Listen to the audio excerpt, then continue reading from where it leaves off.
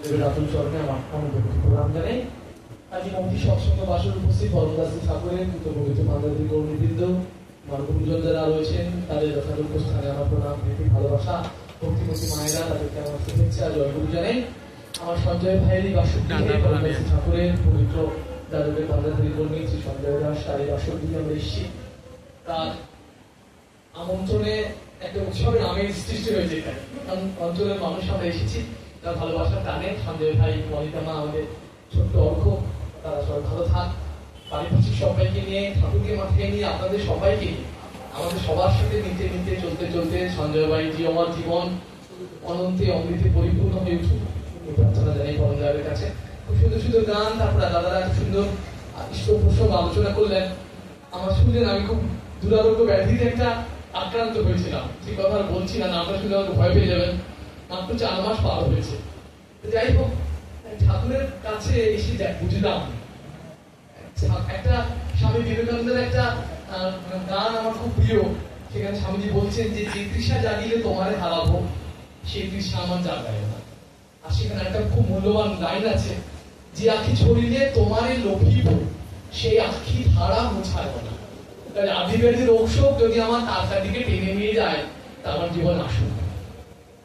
ঠাকুরের জীবন তাকে নিয়ে চলতে চলতে অনেক ফিলোসফি, অনেক দর্শন, অনেক বইপত্র পড়েছি, কিন্তু চলতে চলতে জীবনের এই কঠিন একটা বাস্তবের মুখোমুখি দাঁড়িয়ে বুঝলাম, ঠাকুরকে প্রশ্ন করা যে ঠাকুর আমাদের আন্দোলনটা কি? ঠাকুর বলেন আমাদের আন্দোলনটা হচ্ছে বেঁচে থাকা। বেঁচে থাকা, মৃত্যুর বিরুদ্ধে জয়ী হয় আমাদের আন্দোলন। এখানে অনেকে এমন আছেন যারা কঠিন সমস্যার মুখোমুখি হয়েছে। এখানে অনেকে আমার খুব আপনজন, খুব অনেক পরিচিত মানুষ, তাদের ব্যক্তিগত জীবনের কথা জানি। তাই এই বেঁচে থাকা, এমন করে সুন্দর করে বাঁচিয়ে রাখার কৌশল পরমদাস ঠাকুরের আগে পৃথিবীতে আর কোনো মহামানব, কোনো মহাপুরুষ, কোনো অবতার পুরুষ দিয়ে গেছেন বলে আমার অন্তত জানা। জীবন দিয়ে যা শুরু করা, মহাপুরুষ মাধুরী শক্তি যে কৃত অবলম্বে মরুণা মেরুনা পারত মৃত্যুকে নিকেশ করে দাও। শ্রী বদাকে প্রশ্ন করা যে কঠিন প্রশ্ন, বদা ঠাকুর বলছেন মৃত্যুকে নিকেশ করে দিতে কি সম্ভব? জন্মিলে মৃত্যু হবে, অমন কি কথা হবে আমরা জানি, মৃত্যু তো আসবেই। শ্রী বদা বলছেন, ঠাকুর বলছেন পারো তো, আসেন আমরা চেষ্টা করি যে সবাই মিলে এই মৃত্যুকে আটকে দেওয়া যায়। যেখানে যে আন্দোলন মৃত্যুকে স্তব্ধ করে দিতে পারে, যার দীক্ষা গ্রহণ করলে, যার নাম করলে, যাকে ভালোবাসলে, যার দৃষ্টপুজি করার মধ্যে দিয়ে, সস্তরী সদাচারে অভ্যস্ত হওয়ার মধ্যে দিয়ে আমার মৃত্যুকে পিছিয়ে দিতে পারে। আমাদের বাড়িতে আমার মা ঠাকুমাদের কাছে শুনতাম, আমাদের বাড়িতে মানে খুব তাড়াতাড়ি মৃত্যু হওয়ার একটা হিস্ট্রি আছে। নানা হাইপারটেনশন বা ইত্যাদি নানা রকম কারণে আমাদের বাড়িতে খুব তাড়াতাড়ি ছেলেরা খুব তাড়াতাড়ি মারা যায়। কিন্তু আমি আপনাদের কাছে দাঁড়িয়ে কথা দিয়ে গেলাম, আমাকে আরো 50টা বছর সঞ্জয় ভাই বাড়িতে দেখতে পাবেন সৎসঙ্গে। এটাই ঠাকুর অনুকূলচন্দ্রের সৎসঙ্গ আন্দোলন। ঠাকুর বলেন আমার বুদ্ধ যে দায়িত্ব তোমাদের দিলাম, তোমাদের কোনো অধিকার নেই অসুস্থ থাকা। যখন এই কথা বুঝলাম যে আমার রাইট নেই, আমার অসুস্থ থাকার অধিকার নেই, ঠাকুর আমাকে দায়িত্ব দিয়েছেন মানুষের কাছে গিয়ে তার কথা বলা, জীবনের কথা বলা। বলে আপনাদের আমি যে দায়িত্ব দিচ্ছি, একজন সন্ন্যাসকে দায়িত্ব তার তুলনায় কিছু না। আমাদের আন্দোলন, এই মুভমেন্ট হচ্ছে against death, disease, against disintegration, against ignorance, against poverty. রোগের বিরুদ্ধে, শোকের দান, মৃত্যুর বিরুদ্ধে, মানুষের সাথে মানুষের অনৈক্যের বিরুদ্ধে আন্দোলন, মানুষের দারিদ্র ব্যাধির বিরুদ্ধে আন্দোলন। মানুষ নেই নেই করে শুধু সবসময়, আরে আমাদের যেমন ঠাকুর আছেন, ঠাকুরকে পেয়েছি, জীবন্ত আচার্যকে পেয়েছি, আমরা সব পেয়েছি, দেশে পৌঁছে গেছি। ঠাকুর বলেন সর্বহারা তারাই যাদের জীবনে প্রিয় বড় নেই। কথাটা আমার খুব ভালো লাগে জানতে, এই শুনতে, বলতে বারবার করে, যে সর্বহারা তারাই যাদের জীবনে প্রিয় বড় নেই। যার জীবনে তুমি আছো, সে তো সব, তার জীবনে সব আছে। এটা অনুভব করা বলাটা খুব সোজা, বক্তৃতা দেওয়া খুব সোজা, মানে তৃতীয় শ্রেণীর কর্মী হয়ে ওটা খুব সোজা, কিন্তু অন্তত মধ্যম সেকেন্ডে পৌঁছতে হবে, মধ্যম শ্রেণীতে হতে হবে। প্রথম শ্রেণীতে নাইলেও পৌঁছতে হবে। যেমন বলে তেমন করে সে প্রথম শ্রেণী, দ্বিতীয়, মধ্যম, দ্বিতীয় শ্রেণীর কর্মী। কিন্তু বলার অনুযায়ী করাটা তো চাই। ঠাকুর তো করার উপর জোর দিয়েছেন, বলে কিন্তু কিছু হয় না।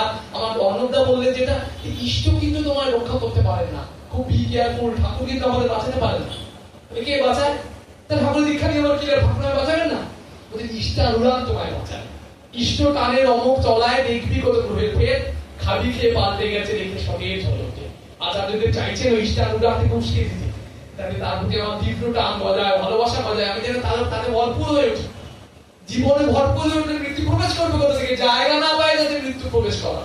আমি যা বললাম আমার জীবন নির্মাণ উপলব্ধির উপর দাঁড়িয়ে বললাম, আর বক্তৃতা দেবো না। আমি কোনো তত্ত্ব কথা বলবো না, আমার জানা ছিল অনেক কথা, সেগুলো সব পড়েছি শুনেছি কিন্তু হজম করতে পারিনি। কিন্তু জীবনের একটা কঠিন পরিস্থিতিতে দাঁড়িয়ে যেখানে আমি মানে যে বেডে ভর্তি ছিলাম, শুয়েছিলাম, সেই সেই আইসিইউতে, সেখানে কোনো টয়লেট নেই, মানে পেশেন্টটাকে বাথরুম পায়খানা যায় না, সকলেরই ক্যাথিটার লাগানো অজ্ঞান পেশেন্ট। আমার একমাত্র খাওয়ার আসতো, আমি বাথরুম খুলতাম, মানে নার্সকে বলছি আমি তো বাথরুম যাবো, আমার ক্যাথিটার বাড়িতে লাগাতে হবে না, এখানে তো কাউকে কিছু নেই, তুমি এখানে এসছো কেন? এখানে তোমাকে নিয়ে এসেছি, আমি কি জানি, বলছে এখানে কোনো টয়লেট নেই, আমাদের কোনো বাথরুম পায়খানা কিছু নেই, ওই আমাদের জায়গাতে নার্সদের জায়গাতে যেতে হবে। তবে তাই এই অবস্থা থেকে ঠাকুর আমায় ফিরিয়ে নিয়ে এসছেন, আর অনেকদিন আমি বেঁচে থাকবো এই অ্যাসুরেন্স, নিজের উপর এই যে দায়িত্ব নিয়ে বলতে পারছি আমি ঠাকুর আছেন আমার, মৃত্যু আমাকে স্পর্শ করতে পারবে না, এটাই তো তার করুণা, এটাই তো আমার জীবনের উপলব্ধি, এটাই তো সৎসঙ্গ আন্দোলনের ইতিহাস, এটাই স্মৃতি ঠাকুর অনুকূলচন্দ্রের কথা। এর বাইরের কথা কিছু আমার জানা নেই, আপনাদেরও মনে হয় জানা নেই। যাকে জীবন গ্রহণ করলে মানুষ দীর্ঘ জীবনে জীবনকে উপভোগ করতে পারে। প্রশ্ন আমার অস্ত্র যাও প্রভু যুক্তি সরে, তোমার ব্রত করবো পালন মরণ স্তব্ধ করে। এই মরণটা স্তব্ধ করার দায়িত্ব কিন্তু আমারই, তিনি কিন্তু পারেন না। তার প্রতি তীব্র টান যদি না থাকে, আমার জনজাত নিষ্ঠবৃত্তি শক্তি সদাচারে যদি ভাগ থাকে, মরণকে স্তব্ধ করতে তিনি কিন্তু পারেন না, আমি কিন্তু পারি। আমার মরণকে আটকে দিতে আমিই পারি, ক্ষমতা আমার হাতে, ঠাকুর বলেন সব অস্ত্র আমি এবার আপনাদের হাতে তুলে দিয়ে গেলাম, সমস্ত পৃথিবীর বন্ধ দরজা চাবিকাঠি আপনাদের কাছে আমি দিয়ে গেলাম, আপনারা সেই চাবিকাঠি দিয়ে দরজাগুলো খুলবারও পারেন, বন্ধ করবারও পারেন, দায়িত্ব সব আমাদের। আমরা পারি মৃত্যুঞ্জয় হতে। একটা ঠাকুরের একটা ছোট্ট কথা বলে শেষ করি। ঠাকুর অশ্বিনীদাকে চিঠি লিখেছে, তাঁর চিঠি গ্রন্থে অশ্বিনীদাকে লেখা চিঠিখানা পড়ে গেলেন, অশ্বিনীদাকে পেয়ে নাম্বারটা মনে নেই, বলছেন অশ্বিনীদা পরমপিতা দেওয়া এই ছোট্ট সংসারটা যারা পরমপিতা থেকে বেশি ভালোবাসে, কাল কিন্তু তাদের শাসন করে, তারা কিন্তু কালের কবলে পড়ে থাকে, কাল কি ওই দড়া ব্যাধি মৃত্যু। বলছেন পরমপিতার দেওয়া এই ছোট্ট সংসারটাকে যারা পরমপিতা থেকে বেশি গুরুত্ব দেয়, তারা কালের কবলে পড়ে, কাল তাদের শাসন করে। আর পরমপিতা দেওয়ার এই ছোট্ট সংসারটাকে তাচ্ছিল্য করে, যে তাকেই জীবনে মুখ্য করে তোলে, সে কাল উত্তীর্ণ হয়ে ওঠে, মৃত্যুঞ্জয় হয়ে ওঠে। আমরা মৃত্যুকে ঠেকাতে চাই, কেউ বা চাই না বাদ মধ্যে, কিন্তু রাস্তা কিন্তু একটাই, তাকে জীবনে সর্বাধিক গুরুত্ব দেওয়া। তিনি সব, আর কেউ নাই, কিছু নেই, শুধু তুমি আর আমি। ছিনু মোরা দুইজন, তুমি আর আমি, আছি মোরা দুইজন, শুধু তুমি আর আমি, রব মোরা দুইজন, শুধু তুমি আর আমি। এই জীবনের সত্য, এই জীবনের উপলব্ধি, আমার ছোঁয়ার জীবন এমন উপলব্ধিতে পরিপূর্ণ হয়ে উঠুক, যে আঁকি ঝরিলে তোমারে লোভিব, সে আঁকি ধারা আমার বোঝায় না। তার কাছে আমার জন্য এই প্রার্থনা করবেন, আমার জীবনে যেন তিনি পরিপূর্ণ হয়ে থাকেন, আর যতদিন বেঁচে থাকবো যেন তার কথা বলতে পারি, মানুষের অন্তরে ভক্তি নিষ্ঠার প্লাবন মরিয়ে দিতে পারে, যাতে এই ধারা যেন চলতে থাকে। আচার্য পরম্পরায় যে জীবন্ত ধারা ঠাকুর বলিয়ে দিয়েছেন, সেই ধারাকে সামনে রেখে আমরা চলে এগিয়ে যাই জীবনের পথে। জ্ঞান আসুক, ভক্তি আসুক, প্রেম আসুক, অনন্ত জীবন আসুক, পরমায়ু আসুক, সবার জীবনে তৃপ্তি আসুক, শান্তি আসুক, স্বস্তি আসুক, মৃত্যু, রোগ, শোক, দারিদ্র সবকিছু চলে যাক। প্রিয় পণ্য রাতুল চরণের সঞ্জয় ভাই, তার পরিবারের সবার, আপনাদের সবার শান্তি, স্বস্তি, মঙ্গল, ইষ্টপ্রাণতা প্রার্থনা জানাই। পণ্ডিত রাতুল চরণের সবার মঙ্গল কামনা করি। জয় গুরু, বন্দে পুরুষোত্তম।